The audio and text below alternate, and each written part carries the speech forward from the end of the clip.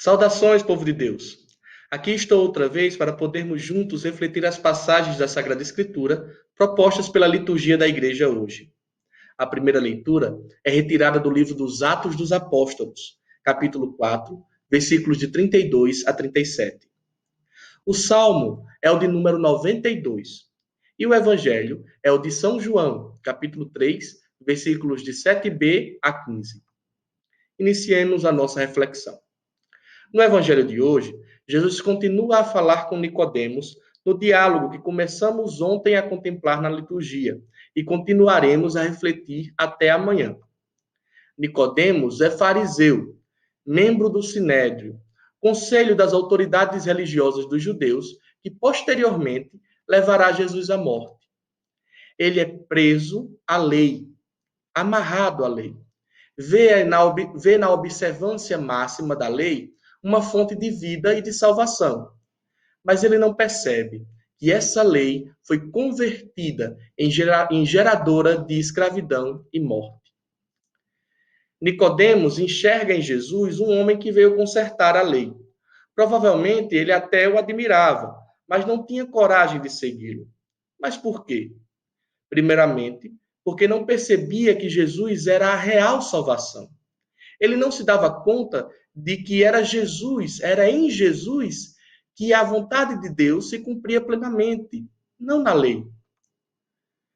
Além disso, ainda que acreditasse que Jesus vinha da parte de Deus, como o próprio Nicodemos fala no versículo 2 desse mesmo capítulo 3 de João, ele não tinha coragem de deixar todos os seus privilégios de membro do Sinédrio, e nem sendo uma autoridade judaica, perder, então, esses privilégios para abraçar a verdadeira salvação, que era Jesus. Faltava-lhe nascer do alto. Faltava a Nicodemos nascer pelo Espírito Santo. Faltava a ele a vida nova em Cristo.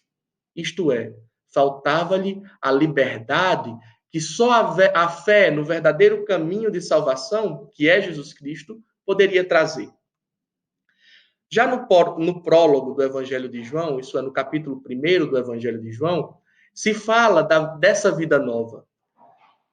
Fala o seguinte: mas a todos aqueles que o receberam, aos que creem no seu nome, deu-lhes o poder de se tornarem filhos de Deus, os quais não nasceram do sangue, nem da vontade da carne, nem da vontade do homem, mas sim de Deus. Isso são os versículos 12 e 13 do capítulo 1 do Evangelho de São João. A vida nova é a liberdade dos filhos de Deus. Liberdade daqueles que, sabendo que Jesus Cristo é a salvação, sabendo que ele abriu a todos a eternidade na glória de Deus, vivem felizes e esperançosos, embora em meio aos sofrimentos dessa existência mortal e limitada.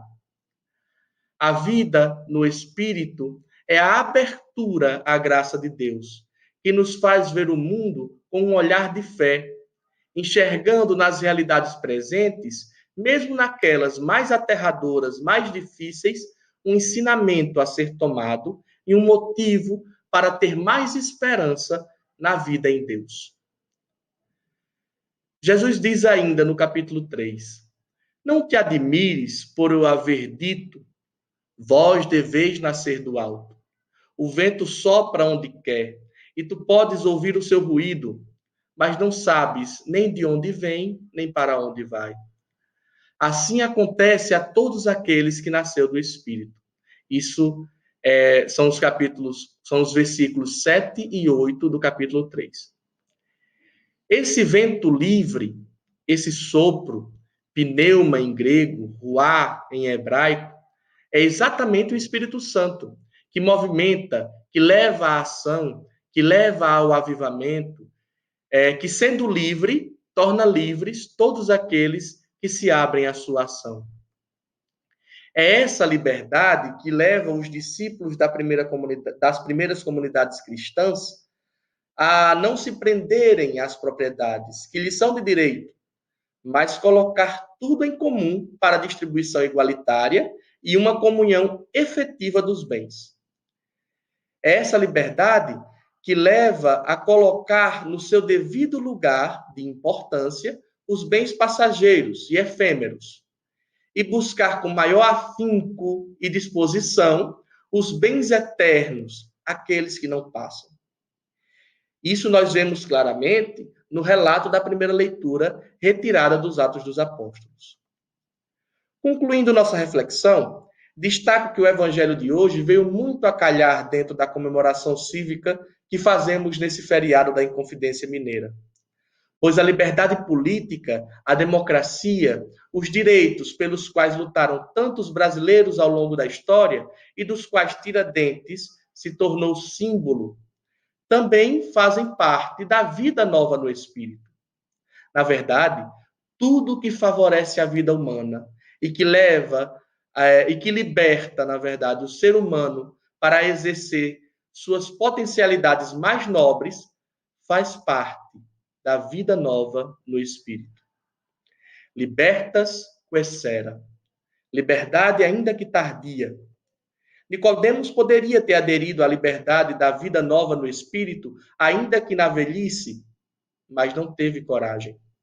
Os inconfidentes poderiam ter alcançado a liberdade pela qual tanto lutaram, mas isso não lhes foi permitido. Hoje, gozamos da liberdade pela qual tantos lutaram e morreram.